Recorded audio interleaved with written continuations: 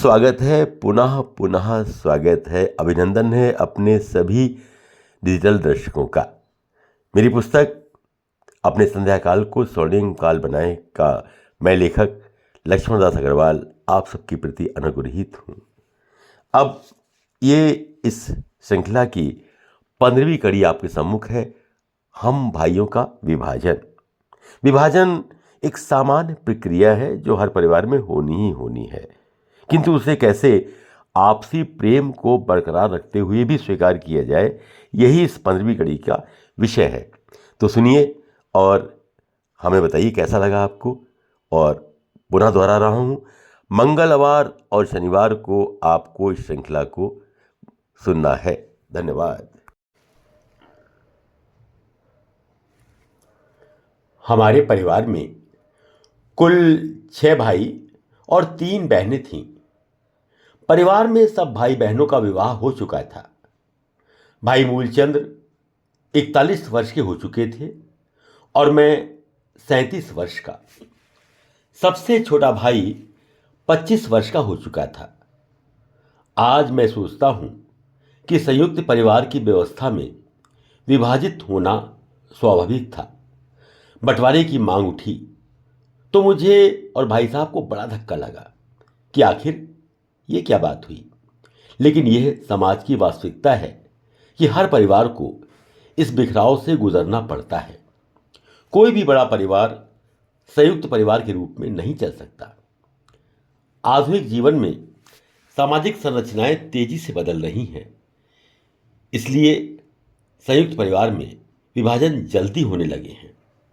ये हमारे लिए बड़े गर्व की बात थी कि हमारे पूजनीय पिताजी के सन 1960 में स्वर्गवासी होने के बाद भी हम सभी भाई 15 वर्षों तक प्रेम पूर्वक रहे और कंधे से कंधा मिलाकर नए व्यापार की स्थापना की और सफलता प्राप्त की और परिवार में आने वाली प्रत्येक छोटी बड़ी समस्याओं का सामना मिलकर किया।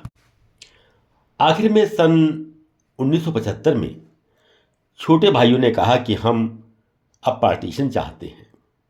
उस समय मुझे अर्थराइटिस की काफ़ी तकलीफ चल रही थी।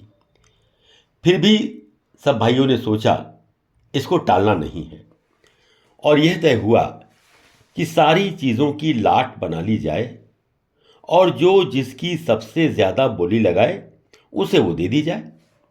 गंगाजली और पिताजी की फ़ोटो रखकर बंटवारा कर दिया गया और यह तय हुआ कि जो प्रॉपर्टी जिसके हिस्से में आए और वो यदि दूसरे के कब्जे में हो तो 15 दिन में वो खाली करके दे देवे। लेकिन थोड़े ही दिन बीतते न बीतते छोटे भाइयों को ये महसूस हुआ कि उनके हिस्से में उन्हें कम संपत्ति मिली है, तो उन्होंने बंटवारे का विरोध किया। इस बात की कोई परवाह किए बिना कि यह बंटवारा गंगाजली और पिताजी की फ़ोटो रखकर किया गया है। उन्होंने कम संपत्ति की मिलने की बात कहते हुए पुनः बंटवारे की मांग की। इसमें कुछ मध्यस्थों को बीच में बुलाकर पुनः बंटवारा हुआ। सही बात यह है कि हर स्थिति में सर्वसम्मति से ही बंटवारा होना चाहिए। छोटे भाइयों के दोबारा बंटवारे की मांग पर हमें उस समय ज़रूर बुरा लगा, लेकिन समय बीतने के साथ खुद की पहला बंटवारा वास्तव में असंतुलित था और छोटे भाइयों के द्वारा बंटवारे की मांग करना उचित था। पंचों के द्वारा सबकी सहमति से जो बंटवारा हुआ वह परिवार के लिए हितकर रहा। सब भाइयों में समय के बीतने के साथ आपस में फिर से प्रेम संबंध हो गए और सभी भाइयों ने अपनी मेहनत और कौशल से अपने अपने व्यापार में उन्नति की। आज जब मैं विचार करता हूँ तो आवश्यक समझता हूँ कि भाइयों के बीच में उचित समय पर बंटवारा होना ही चाहिए, जिससे कि सभी अपने हिसाब से उन्नति का मार्ग प्रशस्त करें और आपस में प्रेम भी बना रहे। 3 फर्में काम कर रही थीं। उनमें किरण एंड कंपनी सबसे छोटे भाई को दे दी गई। अलीगढ़ में जो रामचंद्र पूरनचंद फर्म वो पूरनचंद जी को दे दी गई।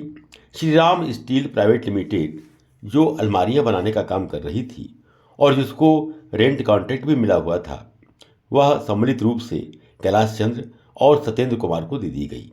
इस तरह पूरा बंटवारा हो गया। आगरा में कोई काम न होने के कारण मैं और मेरे बड़े भाई मूलचंद अलीगढ़ चले गए। जाने से पहले मैंने अपनी माँ के चरण स्पर्श किए और स्वर्गीय पिताजी की फोटो अपने लिए मांगी, जो उन्होंने मुझे दे दी। अलीगढ़ में हम दोनों भाई 8 महीने तक एक किराए के मकान में ही रहे। अलीगढ़ में हमें 1000 वर्ग गज जमीन मिली थी, जिसमें भूतल पर हिंदुस्तान कमर्शियल बैंक किराए पर थी। उसका किराया 1400 रुपये महीने आ रहा था। बाकी जगह खाली पड़ी हुई थी। उसमें हमने अपने लिए 2 फ्लैट बनवा लिए और कुछ निर्माण भी करवाया। बाकी जो निर्माण हुआ वहाँ 2 bank, oriental bank of commerce और न्यू बैंक ऑफ इंडिया किराए पर आ गए। ऊपर 2 फ्लैट हमने बनवाए, जिसमें मैं और भाई साहब किराए का मकान छोड़कर शिफ्ट हो गए। इन सब में लगभग 2 वर्ष का समय लगा और सन 1977 में मैंने और बड़े भाई साहब ने अलीगढ़ छोड़ने का विचार रख लिया। आगरा में एक फर्म भारत व्यवसाय प्राइवेट लिमिटेड के नाम से थी, जिसमें सीमेंट का काम होता था, लेकिन जो कई साल से बंद पड़ी थी। इसके डायरेक्टर वीरेंद्र सिंह चोरडिया थे, जिनसे हमारा कई वर्षों पहले से परिचय था। हमने सोचा कि अगर यह बंद फर्म भारत व्यवसाय प्राइवेट लिमिटेड हमें मिल जाए तो हम आगरा आकर कुछ काम कर सकते हैं। मैंने जाकर उनसे बात की कि अगर वो हमें ये दुकान सौंप दें और हम इसी नाम से काम शुरू कर दें तो ना तो किराएदारी का झगड़ा पड़ेगा और ना ही कोई परेशानी आएगी। श्री वीरेंद्र जी, जो तब क्योंकि कोई काम नहीं कर रहे थे, इसलिए वो मान गए और उन्होंने भारत व्यवसाय प्राइवेट लिमिटेड के सारे शेयर्स हमारे नाम कर दिए। इस प्रकार हमें काम करने के लिए ये फर्म सौंप दी गई।